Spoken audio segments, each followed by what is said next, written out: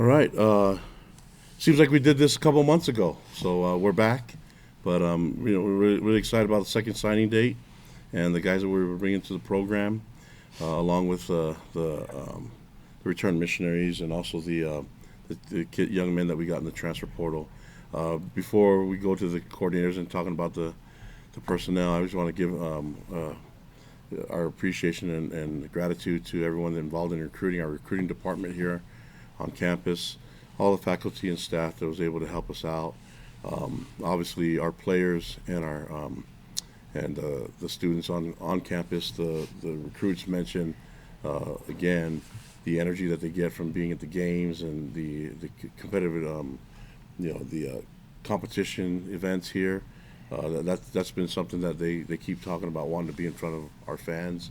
A good amount of these recruits have been in front of, have been at our home games and things like that. So they understand the importance of sports here at BYU. But more than anything, I want to give a deep appreciation to our coaching staff. These guys have been working tirelessly. I mean, they've been on the road, recruiting really hard, getting one of the best classes in BYU history, and then the momentum that they've been able to do in the last 3 or 4 years, just signing some incredible young men, and then also finding some guys that can develop into incredible players. Give a lot of credit to A-Rod and to Jay Hill and their offensive, defensive staff. They've been doing some amazing things in the recruiting trail. We've got a great start to next year's class too, so we really feel good about our program right now. Obviously, there's a lot of things that we can still accomplish. We're going to stay humble and keep working hard and staying hungry. That's going to be our key. But I do like where we sit right now, and have appreciation for these two men to help us get there. And I'm turning the time over to Coach Hill to talk about defensive players, and after that, A-Rod will talk about his offensive players, and then we'll take any questions you guys have. So thank you. Okay, defensively, it was a big need for us to fill the shoes of some departing senior D linemen. I mean, losing Batty and Blake Mangelson and Banya and all those guys that we lost with playing experience, we needed to replace those guys. We went to the portal. We got Keanu Tanavasa from the University of Utah that I think is going to be phenomenal, maybe the best D lineman, D tackle in the country. He looks phenomenal right now in the weight room and through the runs and stuff, so we're excited about him. Tausili Akana has done a great job gaining weight. He's here, looks phenomenal. He came from the University of Texas. And then Anisi Purcell came from Southern Utah. And I love his upside, his athleticism. So those guys will be competing right away to be guys to get playing time and to be big-time players in our defense. We also added Hunter Clegg.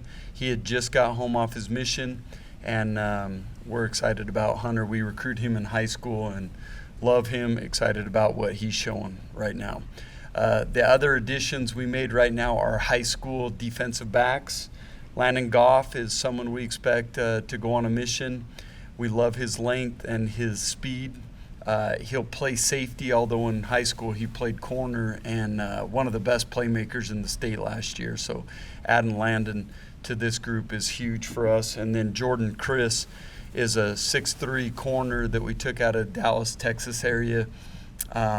He has great length, great speed.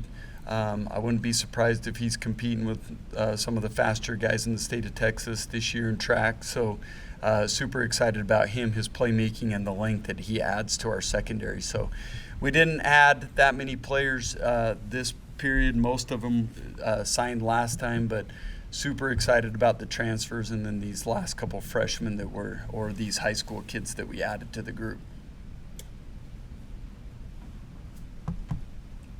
All right. On offense, our needs we needed offensive tackles. We were losing Caleb and Caleb Etienne and Braden Kime, two starters for us this year, and we've replaced those guys with some guys at midyear. Andrew Gentry is a midyear transfer from Michigan. Andrew Williams, a guy we signed at midyear that's already here, and then Ethan Thompson's home from a mission, so we replaced 2 6'8" guys with 2 more 6'8" guys and a 6'7" guy. So I was in the weight room yesterday. There's some length in that group, and really excited about those guys. And then at tight end, we had, Tava, Ray, Keanu, and Reiner's going on a mission. We had the first 3 guys graduate, and then Reiner going on a mission. So we really needed to get some tight ends, and we signed Jacob Nye today. He's one of the guys we signed in addition to those guys we signed at mid-year, Blake Bryce, Jackson Doman, and Tucker, who's already here, and then we added Carson Ryan as well at mid-year. So had 4 guys going out and 3 or 4 guys coming in, and a couple going on missions, Blake Bryce and Doman. And then we also signed, huge signing is McKay Madsen at running back today. Very, very good football player. Super excited about him. He's an unbelievably explosive guy. Can play, can do a lot of things. He's going to play running back for us, but he does it all for his high school team. He's a really good receiver. He breaks tackles. He can make you miss. He's a really good football player, and we are fired up about him. He's going to go on a mission first, but I expect him to be a great player at BYU. Okay, coaches, thank you very much. What we're going to do now is we'll take questions from the media. If you'll raise your hand, let me know. Ask a question, then a follow-up question, and if you'll please just direct your question to one of the coaches, that would be helpful. We'll start with Jared Lloyd and then Mitch Harper. Kalani, you often talk about just adapting to whatever comes along, making the most of any opportunities, but this recruiting cycle, we've talked about it before, and I'm just curious, if you were in charge of how college football recruiting was done, what would you do? What would be the best for both teams and players?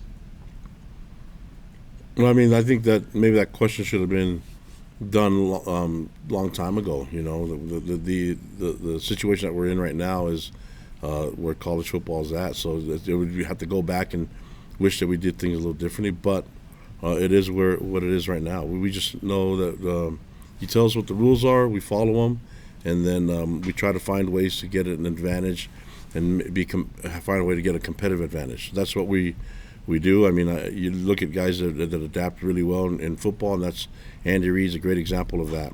So if guys don't want to adapt, then they're in the wrong game, and that's why I'm sure some people are out of college football. But I'm around an amazing coaching staff that wants to do that, wants to adapt.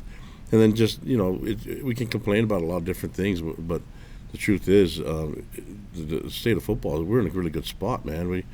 You got an amazing playoff that allows 12 teams to compete. We're in a conference right now that's a power conference that we love competing in that conference in all sports, not just football, but look at the energy that it brings to our fans and to the momentum in recruiting. So there's a lot of really cool things to be positive about, but for me, it's just I'm not going to go back and complain about stuff. We're going to keep working and finding ways to make it happen. I mean, you remember when they came out with the targeting rule? Maybe that's one thing I would change. The targeting rule is that they kick you out, even if it's incidental targeting. I'd probably just give them unsportsmanlike conduct, give them a chance to have a second chance of playing. You can get 2 unsportsmanlike conducts before you're kicked out of a game. So targeting, most of that's incidental. I think it'd be a good way to keep kids in the game and give them kind of a warning and make sure that they know not to be, super aggressive, but then we're not cutting their playing time. When everyone's talking about playing time, that's probably the one thing that I would change is whatever can help benefit the young men, the players on the field the most. That's probably what I would lean towards. So. And another thing I was just that I've thought about as I've watched these signees come in, and that's the value of relationships. And with this day when guys are moving around all the time, is there I imagine there has to be an emphasis of keeping relationships, because you never know when a guy that might help you might decide, hey, it's time for a new start, and might, even if he chose another school initially, then choose BYU. The value of that, I imagine that's gone up over as that's kind of increased. So I was just curious about your view on that. I think keeping the relationships is important, but being honest and giving good feedback. Everybody appreciates feedback, even if it's not what they want to hear. They just want to know how to go about their business. And so most of the guys that leave here is because they want to play more. and I totally understand that. These coaches understand that too, and we want to help the young men. So, but that's how we work it. But the truth is, we want to coach guys that want to be here for the right reasons and be here and have the same vision and are aligned with the same values that we have, and we can work with those guys. If it takes too much convincing for young men to come here, then they're not going to do much for us on the field and off the field. So that's kind of, we're just going to keep going with that. It seems to be working, and the truth is, I get these two men to lean on and lead the way in recruiting. They're some of the best recruiters I've ever been around. So that's a key for me, that lean on them and their advice, and we just get to work. Okay, Mitch, and then we'll have Jake after that. This question's for Coach Roderick. You noted that McKay Madsen can do a lot of different things, an explosive guy. How were you able to get him to the offensive side? Because he had a lot of success on the defensive side as well. What went into that decision? Well, I think the defense would have been happy to have him as well, but we really like him as a running back, and he plays quarterback, like wildcat quarterback. He's a really good receiver. He does everything, but guys like that, man, on offense are fun to coach because there's so many different things you can do with him, and you can literally line him up anywhere on the field, and he can do a lot of things to help you win games, and he's extremely explosive. I mean, the guy can run. He's a 65-foot shot putter, which is, I believe he was a state champ in California. Super explosive kid. So, and then Harvey did a really good job. He was pretty relentless. The whole staff was involved in recruiting McKay. We had everybody involved, but I thought Harvey did a really great job down the stretch because we were up against a couple of top 5 teams, and Harvey did a nice job. But yeah, we can't wait to have him here. And you brought up Tucker Kelleher's already enrolled, and then Jacob Nye signed today. What are your expectations for what those guys can provide to the tight end unit this year? Well, I want to be this year. I mean, you got to pump the brakes a little on this year with a freshman. I don't ever make bold predictions about what a freshman can do. We're always open to playing freshmen, and we do that quite a bit. But I think we're really, if you just look at the whole tight end group, everybody we signed this year are good receivers, and it's no secret. We would like to throw the ball to the tight end more. It didn't last year. That's just not really who our guys were. They did a good job playing for us, but those guys are all good receivers that we feel like we can teach them to block, and I'm excited about each one of them. And the guys that are already here, and we already know a little bit about what they can do, and so, but good group. Thanks. Jake, and then Jay. Yeah, this question's for Jay Hill. And Coach, just wanted to ask, you talked about the guys you brought in on that defensive line, both transfers and signees. Do you feel like you've reloaded enough where you can have them do what you did this past season on the defensive front? Yeah, I mean, that's the goal, right? And I think in some aspects we expect some of these guys to surpass what we've done. I mean, our goal is to always get better. That doesn't take away from anything we've done in the past, but we're always looking to improve. And I really think, Keanu in the middle helps solidify that size that we were lacking. He just adds so much beef. And we have good players here, too, that he'll be competing with that have really taken a step forward, that maybe were in some roles where they didn't play quite as much last year, but that are going to be expected to play this year. And then I really like the way Anisi Purcell looks so far. So that's 2 big guys that we added. And then we needed to up our pass rush and just our ability to get after the quarterback. And I think we've done that with Tausili Akana, and you'll see Ephraim Asiata playing a little bit more. And anyway, bottom line, I think our D-line will be the same or better than we've been in the past, for sure. And I also just wanted to ask you, Landon Goff was a late addition to this class. Same thing on the back end of this defense. What set him apart in your mind as a safety you wanted to bring in? Well, I've liked him a lot, and we had him in summer camp. I've been watching him over the years. He fits our program perfectly. He's going to go on a mission. That was one thing that was important to us, but just because we're over right now at safety, his ability to go on a mission and take him in 2 years was big for numbers. But I do love his athleticism. He's fast. Last year ran 10 night 100 meters, and I wouldn't be surprised if he's much faster than that this year. So he gives us length and speed at the safety group. That's exactly what we're needing for the future in the Big 12.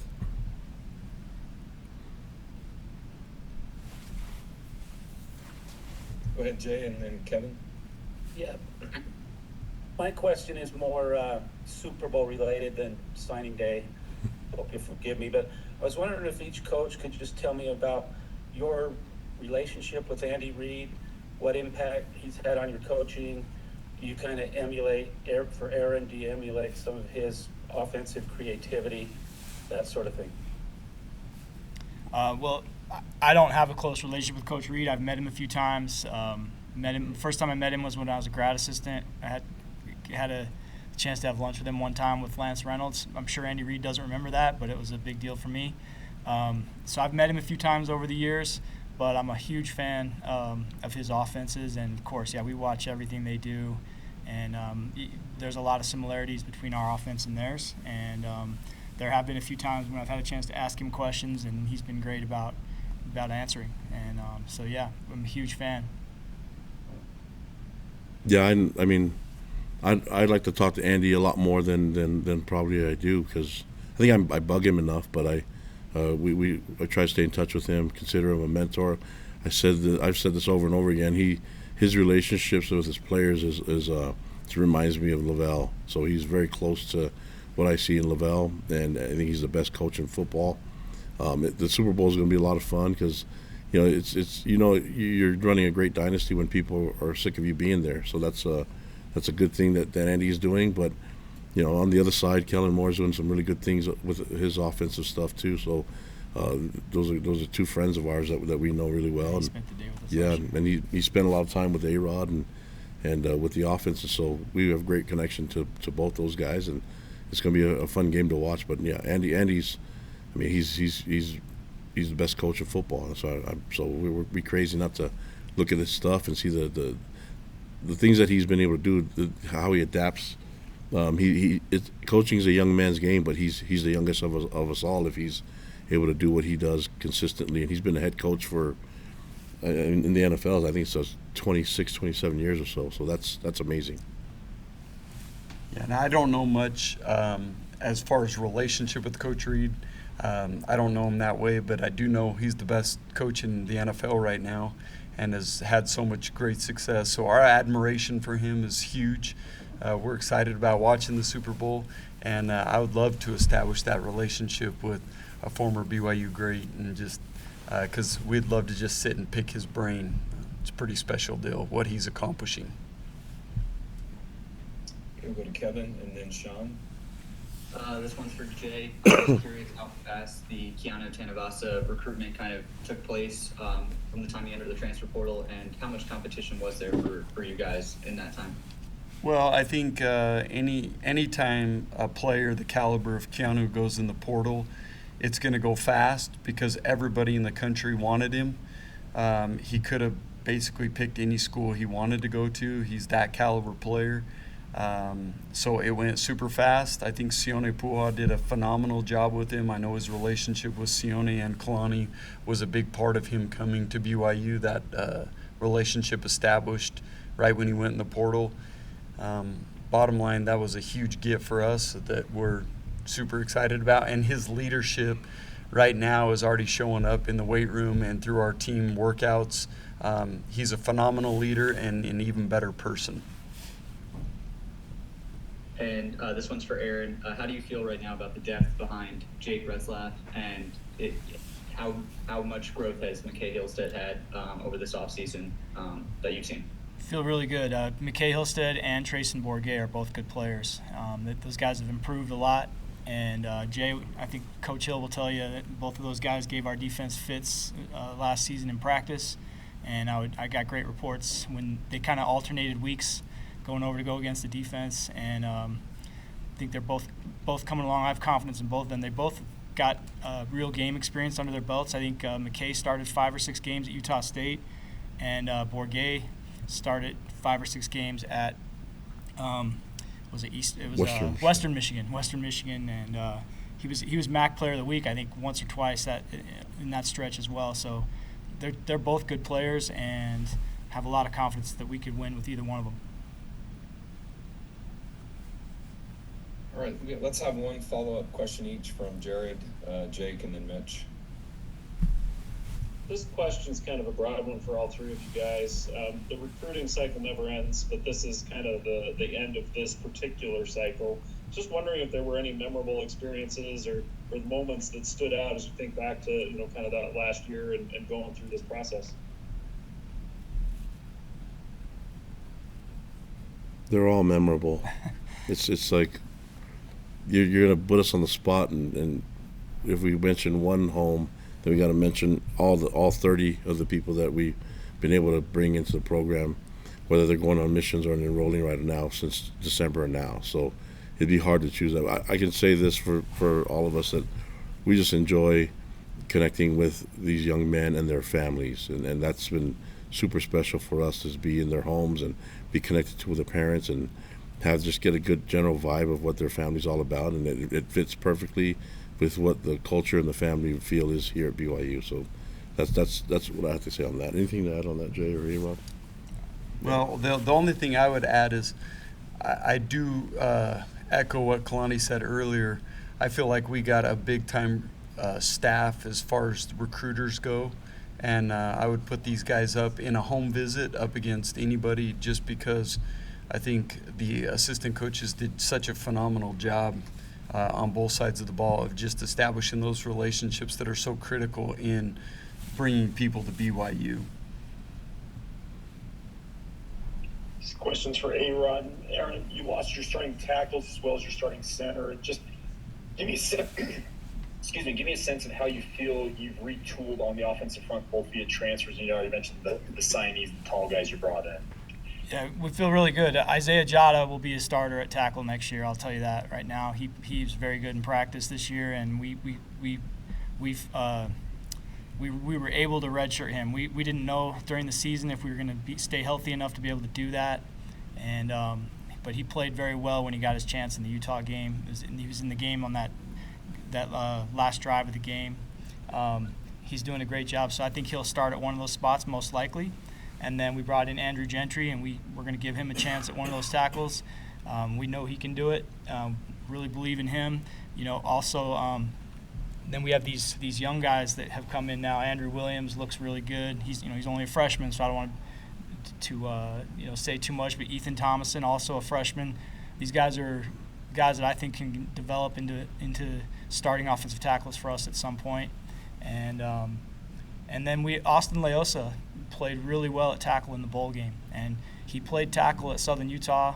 He played guard for us most of last season, but he's a guy that can go out there and play tackle too in a pinch. And offensive tackles is one position you can never have too many of those guys, because the pass rushers in this conference are so good, and it's a position where you have to have depth, because injuries are part of the game. But to add on that, Coach Woods and A-Rod, they've done a great job at prepping those guys, because look at the number of players that we've had play tackle. Yeah. Austin's one of them, but also Waylon Lapuaho played tackle too. That's right. And then when you look at the guys that can play guard and the guys that can play center, Bruce Mitchell can play guard and center, so can Sonny Makasini. So there's a lot of guys that can play different positions. And that's because of the way TJ coaches them and the way that A-Rod wants the best on the field. We have a system in place where we can put the best 5-0 linemen at any time on the field, and that's even dealing with injuries. So that's a huge compliment to Coach Woods and the way that A-Rod runs the offense to accommodate that. Kalani, you've said in the past that you wanted to try to get those heralded guys to come to BYU on the first go-around, like a Puka Nakua in the past.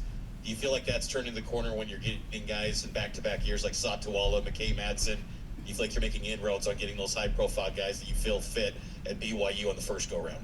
I believe so, and I think we're getting to them early. This next 26 class, we've got a good jump start on them too. So, it's recruiting. We can only do our part.